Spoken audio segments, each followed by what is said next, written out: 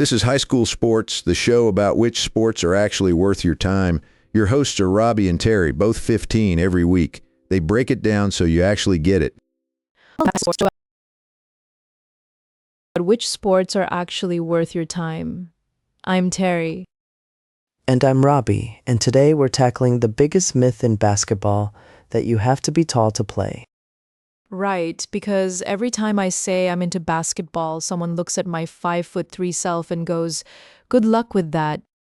Which is ridiculous, because some of the most electrifying players in history were listed under 6 feet.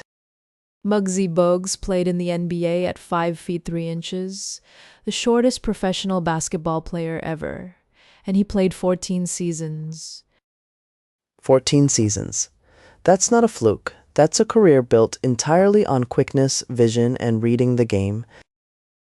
And stealing the ball from guys who literally couldn't see him coming. Okay, that's genuinely hilarious, but also a real tactical advantage. So if height isn't everything, what actually matters? Coaches talk about something called basketball IQ. Basically, how well you understand spacing, timing, and where the play is going before it happens. It's like chess, except you're sweating through a jersey and someone's elbow is in your face. Accurate description of chess, honestly. Isaiah Thomas, not the Hall of Famer, the modern one, stood 5'9" and averaged over 28 points per game in the 2016-17 season. 28 points. That was second in the entire league that year. Behind only the guy who's basically a cheat code, but still second in the NBA. So what's the skill that short players weaponize most? Speed off the dribble. If you're quicker than your defender by just half a step, you can get anywhere on the court. And finishing at the rim. Smaller guards learn to use angles, English on the ball, floaters, runners. The floater is such an underrated weapon. You basically loft it over the outstretched arms of someone a foot taller. Science and spite working together beautifully.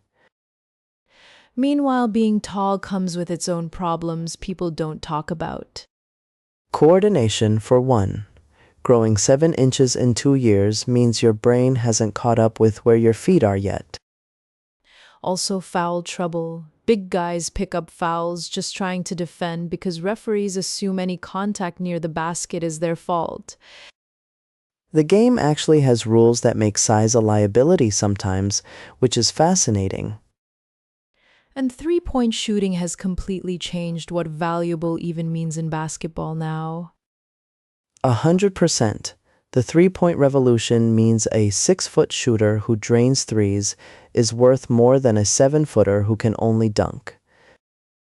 Studies of NBA rosters show the average height has barely moved in 30 years, hovering around 6'6", even as the style of play totally transformed. 6'6" is still tall, to be clear.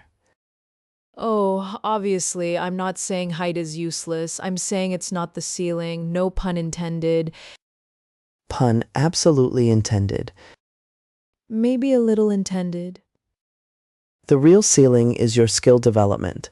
Hours in the gym, film study, learning to see the floor. Which anyone can do regardless of how close they are to the actual ceiling. And at the high school level especially, athleticism and court sense matter way more than height, because everyone's still growing anyway. Some of the best high school point guards are shorter players who run the offense like a little general. Little General is a fantastic nickname waiting to happen for someone. Claim it now, listeners. First come, first served.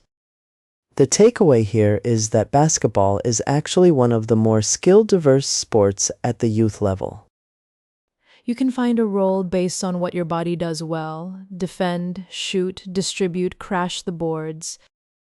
It rewards people who work on their weaknesses and study the game, not just people who hit a growth spurt in 8th grade. Which honestly makes it one of the most worth your time sports we've covered. High praise from the show that literally rates sports by worthiness. We have high standards, appropriately so. So whether you're tall, short, still figuring out which one you'll be, pick up a ball, learn the game, and stop letting a measuring tape tell you your limits. Well said, Robbie, really. Thanks, Terry. See you next week on High School Sports.